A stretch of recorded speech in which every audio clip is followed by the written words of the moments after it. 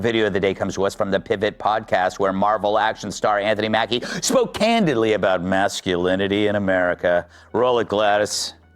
In the past 20 years, we've been living through the death of the American male. They have literally killed masculinity in our homes and our communities, for one reason or another. But I raised my boys to be young men. My boys will always be respectful. They will always say, yes, sir, yes, ma'am. No, sir, no, ma'am. They will always say thank you. Every time I left for a job, I tell my 15-year-old, you're the man of the house. You make sure these doors are locked every night, this alarm is on, you text me or you call me every night before you go to bed and you wake up. I love that. Because we're men. So for me, it's always that idea of American masculinity is very different. You feel it when you go to Europe. Like you see these and you're like, could bust your ass, boy. I hear you, pal. I feel the same way when I drop by the Make-A-Wish Foundation. Tyrus.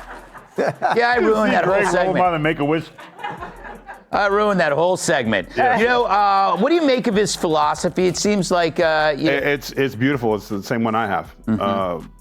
With especially sons. I have one son, and we talk every morning and every night. We FaceTime every morning. He does his protein shake with me. He does his training. But it's just, you have to, because you're raising, because one day the burden falls upon him to do, and I already told him, look, the bar is high, Briz, because dad's doing big things, so you got a lot to live up to, or this shadow will be over you long after I'm gone, and you don't want that. Yeah. So raising your men, raising your boys to be men is important. I'm glad he's talking this way, because if he would have talked like that 6 months ago, that movie would have been #1 right now, because it was a good ass movie. Sorry, Red Hulk is good. Problem is, he said he tried to be politically correct and said, well, Captain America is everybody. And then he got that and he said, nope, that. And the brother came out and he's like, no, I raised my hand when I said, I'll bust your ass. Good.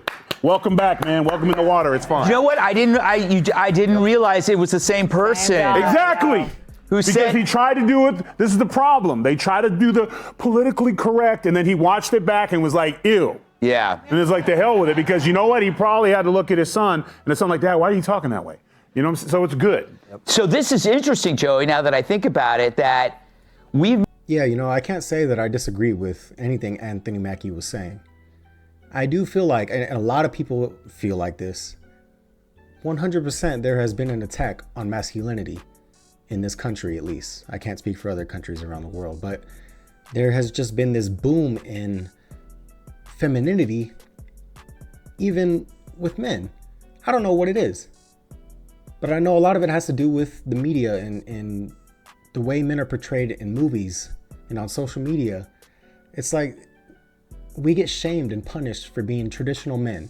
I would consider myself one of those. You know, I believe in being a provider and a protector.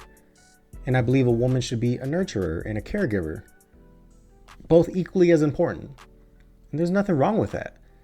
But you see it all the time now, like, you know, we're labeled as toxic or, you know, being misogynist just because we believe in traditional gender roles or anything like that. You better believe if I have kids, if I have sons, they're going to talk to everyone the way Anthony Mackie described his kids talk to people. Yes, sir. No, sir. Yes, ma'am. No, ma'am. Open the door for women. Open the door for anybody. You know what I mean? Just be upstanding, good citizens, strong men. No, you wouldn't have said it.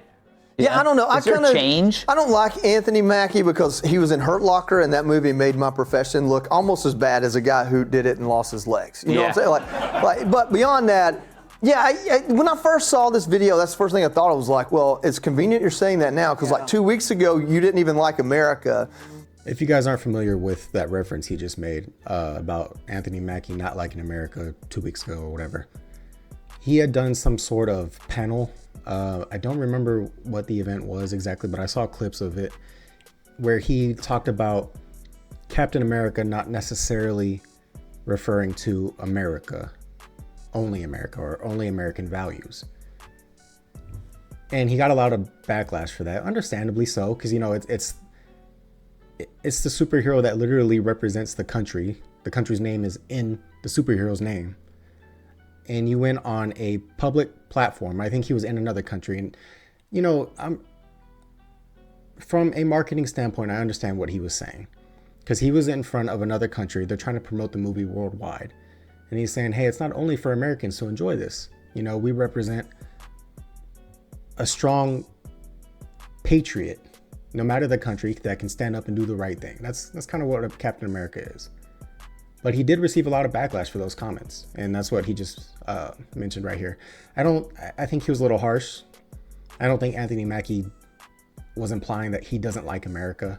Again, I think he was just trying to appeal to whatever country he was speaking in. But I love your perspective. I think that's probably true. He probably had talking points from some publicist on this is how you will go and shop this movie. And he made a decision. I hope that's the truth anyway. Yeah, don't you dare sound patriotic just because it's got Captain America. And this version of him, like you said, will sell a hell of a lot more movies. Yes. Yes. Do you agree? Sorry to keep cutting the video, but he made a good point right there. I feel like a lot of the superhero fan base, especially in recent years, you know, they've been upset because they've kind of steered away from the big hero. You know, when you used to watch a superhero movie, you would have that moment where you just feel invincible, even though you're in the seat watching and it's happy. You know what I mean? And lately, they've kind of dumbed it down. They've softened it a little. And I do agree, being politically correct in these types of scenarios it's not a way to sell a superhero movie. It's how you lose fans. I mean, look at what happened with Star Wars, but we won't even get into that. And I do agree that doing interviews like this and presenting yourself as this type of alpha, big man, traditional, much better way to market a movie about you being a superhero, the all-American bad man, you know what I mean? I'm curious though, do you guys agree? Do you think that superhero movies have been softened up these last few years? And do you agree with what he just said, that promoting it as a big masculine man is a better way to promote a Captain America movie? Let me know. I'm just glad I'm not alone in kind of like blazing a path for masculinity. I'm so proud of you. I've been alone in the wilderness, sometimes naked. Yeah, we keep a poster of you in my son's room. Dressed. It's dressed, though. Yeah. Yes. It's that. And your son is 37. I hope by the time he is 37, all this toxic masculinity is behind us. I am so sorry. See, here's the thing. When they came out with this term, toxic masculinity, and I've had women say to me, well, it's real, it exists. And I'm like, have you ever seen women who are toxic?